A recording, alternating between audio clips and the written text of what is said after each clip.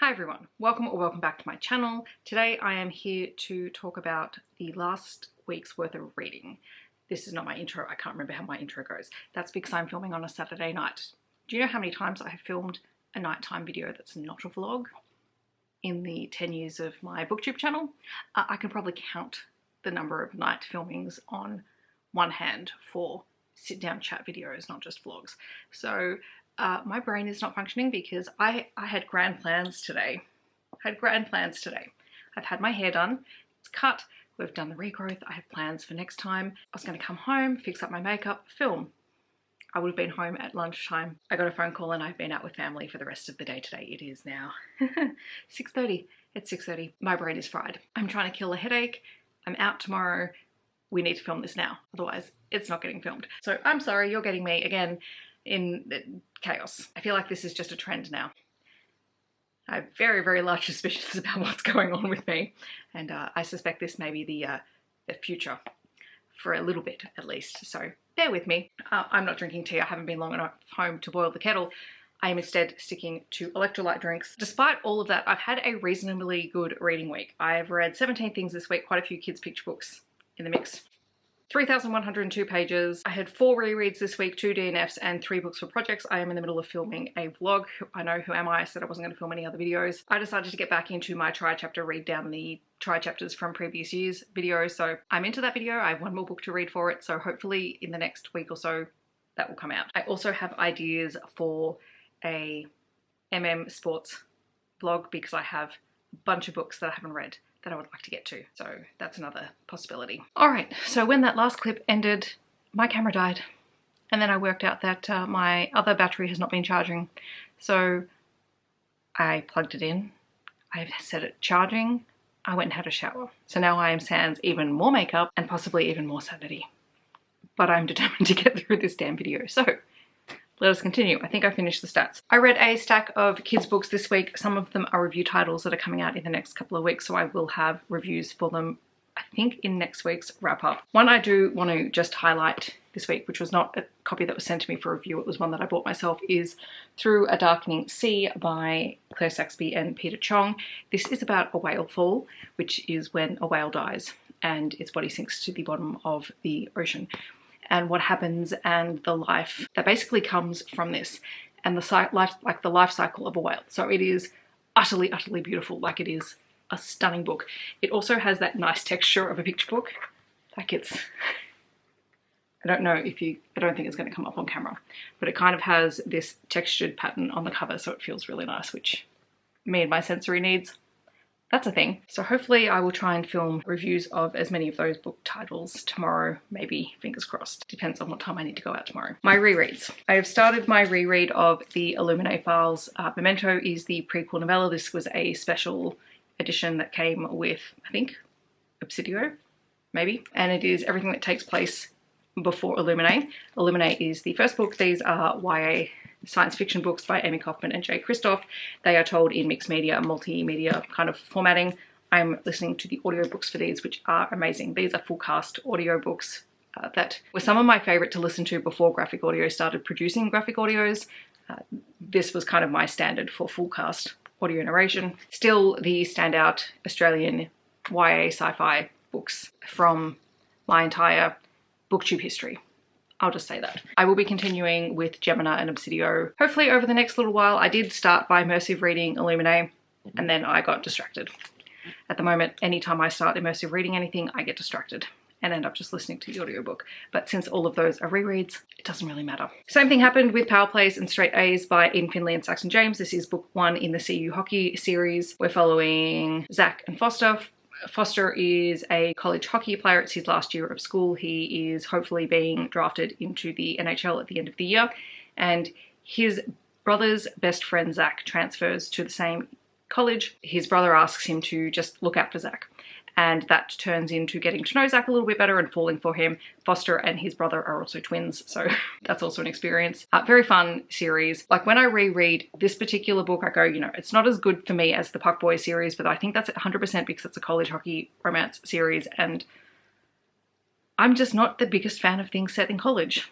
That's just a a truth, and I just have to check that at the door when I reread these books. All the fun, silly antics that you get in an Eden, Finley and Saxon James book happen in here. And these are the beautiful Romance Cartel exclusive editions, which I love. And then I also reread The Inheritance by Ilona Andrews, also an audiobook, also so I could get other bits and pieces done because I was bedazzling a hockey jersey, because of course I was. If you want to see that, let me know. I will hold it up at some point. I'm still letting it cure for a few days before I try and move it around too much. As I said, I had 3 project books: Sweet Treats Bubbles, the anthology, which was a short story collection of just sweet romance stories. I'm going to talk about that in another video. Between Ghosts by Garrett Leigh, which is a queer romantic suspense military romance kind of story, and also Wildfire by Garrett Leigh, which is a queer story set in the In Vino Veritas world, which is the one before Vino and Veritas, which was the series that I read last year. Yes, I'm reading everything out of order, because of course I am. All of those books will feature in the same video sometime in the next 2 weeks. Then we come to the new to me books. So I have 2 middle fiction books, I have 1 romance and 1 biography. So starting off with the middle fiction stories, there is Moongarden by Michelle A. Barry, which is a middle grade science fiction story. This is following Myra, who lives on a moon colony, and she's enrolled in this boarding school where people within these colonies most of them develop sort of these magical affinities for various things that help them survive on the moon. Myra has yet to develop anything, despite the fact that she comes from a family of very famous, I think they're mathematicians. Anyway, but what she does discover is that there is a secret room in her school where there is a garden growing. The people who live on the moon, who have evolved from humans on Earth, have a very difficult relationship with plants because I think the plants, from memory, turned toxic on Earth and basically became the enemy of humans. So most people are terrified of plants. They don't want them to come back at all, and they've found synthetic ways to create food, etc. But Myra discovers this room that has been cultivated by people over a couple of generations, and it's growing plants, and she realizes that she has a connection to the plants and she is able to help them grow and she's able to nurture them, and that's really her thing. But of course this is not something that is allowed. She ends up teaming up with a classmate who she's not really had a connection with before. They both find they do have a connection to this garden, and yeah, it's about them trying to keep the secret of the garden. The secret is revealed. A lot of stuff happens in it. There is a second book that I will hopefully try and see if I can find the audiobook for. I was listening to this as an audiobook. I really enjoyed it. The other middle fiction story I read was an Australian one. This is The Paperbark Tree Committee by Karis McEwen, and this is one of the books that has been shortlisted this year. It is about Art, who is 12 years old. He and his younger brother and his dad and his stepmom have just moved to the city from a rural town, and it's all about coping and adapting. He's gone to a new school. He is struggling with a lot of things, including the fact that he doesn't understand his dad, who is a writer who gets very lost in his writing world and can be quite neglectful of him and his brother. Art feels that very deeply. He's very, very empathic in that kind of way, where he feels the fact that he feels like he has been abandoned. Art and his younger brother Hillary, their mother has gotten a job overseas, and so she's moved overseas. They've stayed with their dad. So there's a lot of things going on in this story. It's very much about coming of age, starting high school, finding your place, you know, the struggles of growing up. Art has always historically had a really great relationship with Hillary. His younger brother is, you know, the sun in his life. But this year, everything is testing him, and it's testing his relationship with Hillary, and Hillary doesn't really understand that because he's, you know, younger than Art. And so Art makes some really silly decisions across the course of the book and has to realize that, you know, he can't meddle in everyone's lives. He has to kind of manage himself. I really enjoyed it. I think there were a lot of feelings, and the title comes from the fact that Hillary and Art, at their old house, whenever they needed to talk about things with each other, they went to, I forget what kind of tree it was, but they had a tree in their backyard where they would go and they would have a committee meeting, and they would talk through everything they were feeling and kind of get it out in the open. And as they move to the new place, they have to try and find a new tree, which happens to be a paperbark tree, which they don't really know anything about until they move there and they find this tree. So a really lovely contemporary story. I also read Evening the Score by Lexi LaFleur Brown, which is her second release, and it is a hockey romance book. And this one was a bit odd, I will admit.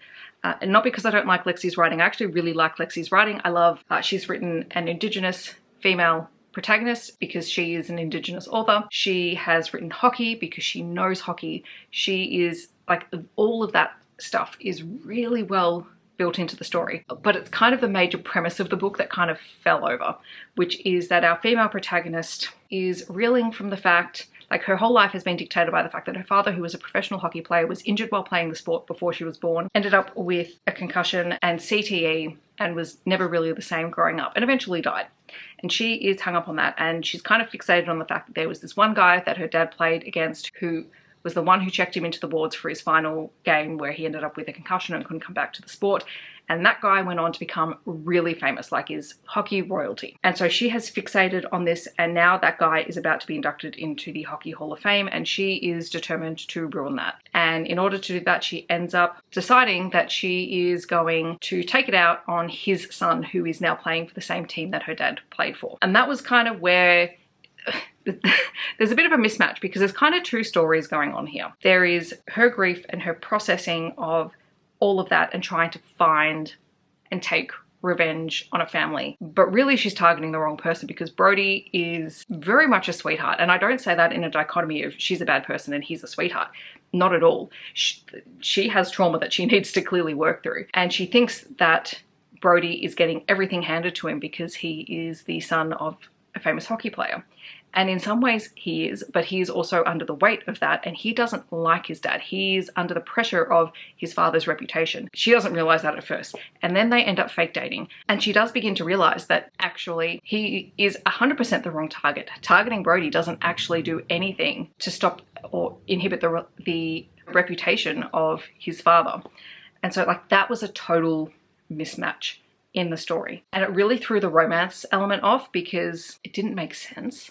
In a way, like he falls for her first. He falls hard. He thinks she is wonderful. He doesn't know what she's trying to do. And it's kind of hard to come back from that. That said, I will say the last like 10% of the book was amazing. I think when Olivia finds her path forward, like for her, that part of the story was amazing. And really this kind of felt like it needed to be a contemporary story about her growth, maybe without the romance. I don't know. So it was a weird one. And I know I did message Izzy just to find out if it was just me. And I know it wasn't just me. So yeah, I feel kind of bad saying that, because I actually really enjoyed the writing style. And it's one of those weird things where the writing style actually worked. And I'm like, I was questioning, but like, do I keep going with this book? And I kind of wanted to find out what was going to happen. I wanted to find out how all the reveals happened. But yeah, the story itself, like the actual main plot, just didn't work. And then the last book that I read this week also is an audiobook, because I'm also trying to go through my audiobook backlog. I'm trying to read down some of these lists. Is The Voice Inside by John Farnham and Poppy Stockell. So John Farnham is a very, very famous Australian singer and performer. If you've never heard him sing anything, I would highly recommend checking out a recording of him singing You're the Voice with the Melbourne Symphony Orchestra, and also Help with the Melbourne Symphony Orchestra, if you want to get a sense of just how incredible he is of a performer. He has since had cancer in his mouth and removed and all that sort of thing, so he hasn't performed for a long time. But this is a story of his life. I didn't know much about his story. It was just kind of interesting to find out a little bit, because obviously his peak of fame was slightly before I was born and sort of in my early childhood into my teens. I love his music. I think he is one of the most incredible male singers that I've ever heard. His range is top notch. And it was kind of just interesting to hear about his life story and everything that he's been through. And that is my reading week for the last 7 days. I don't know what's happening next week.